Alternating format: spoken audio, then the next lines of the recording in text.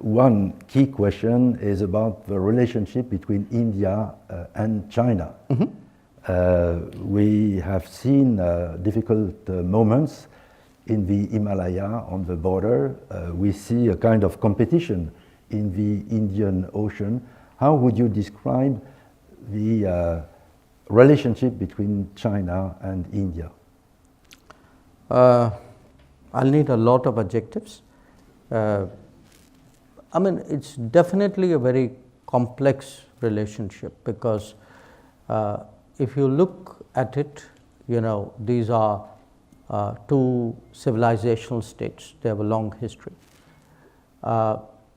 They are also states who at various points of time in history were very big in the global economy, in the global society.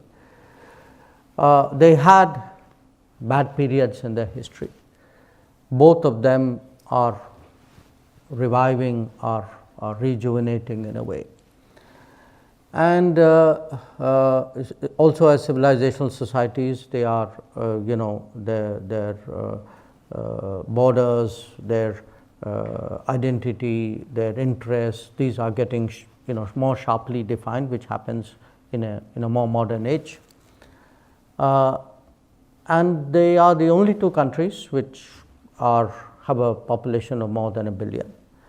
And what happens normally when any country rises is it has ripple impact on the neighborhood.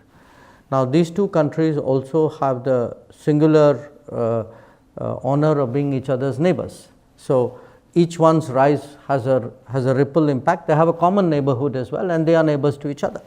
So if you look at all these factors, and they have different political systems, they have different economic systems. So if you take the totality of this, you can understand why I selected a safe but expressive word like complex. We had, you know, we've not had an easy relationship in the past. It began reasonably well in the late 40s. There were frictions in the 50s, there was a war in 1962. Then there was a period really from the late 50s till for about 15 years we didn't have an ambassador. We sent back an ambassador in 76. But it was only in the late 80s that really the relationship, you can say, normalized. Now the basis for the normalization was that because we have a disputed border, the entirety of the border, which is almost 3,500 kilometers, is disputed and is being negotiated. So the basis obviously for a good relationship, or I would say even a normal relationship, was that there would be peace and tranquility in the border. So after things began to take a better turn in 88, we had a series of agreements which stabilized the border. Then trade began, you know, more contacts, politicians, generals, tourists, all what normally neighbors do. Now what happened in 2020 was that in violation of multiple agreements, for some reason which is still not entirely clear to us, we can speculate on it, the Chinese actually moved a very large number of troops to the line of actual control at the border.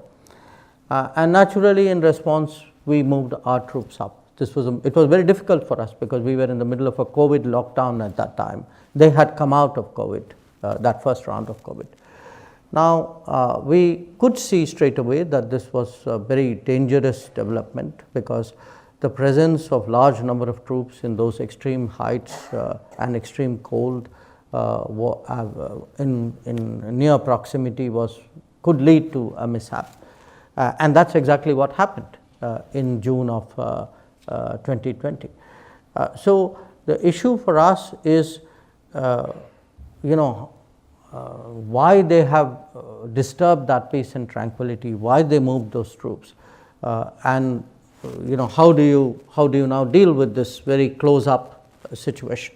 So we've been negotiating now for close to 4 years, and the first step of that is what we call disengagement, which is that their troops go back to their normal operating bases and our troops go back to our normal operating bases, and where required we have an arrangement about patrolling, because both of us patrol regularly in that border, because as I said, it's not a legally delineated border. Those negotiations are going on. We made some progress. I would say roughly you can say about 75% of the disengagement problems are sorted out. We still have some things to do, but there's a bigger issue that, you know, if both of us have brought forces close up, and in that sense there's the level of militarization of the border has increased.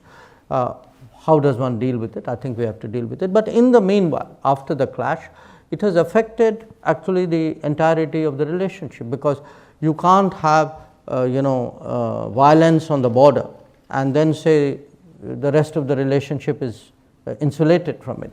So trade has got affected, and the exchanges have got affected. So it is not normal, I mean, to put it very politely. We hope that if there is a solution to the disengagement and there is a return to peace and tranquility, then, you know, we can look at other possibilities. So that is the immediate issue, but I think there are larger issues in respect of India-China.